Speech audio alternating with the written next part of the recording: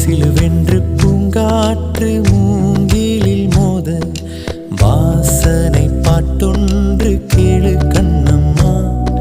அலை அலையாக ஆனந்தம் தாழ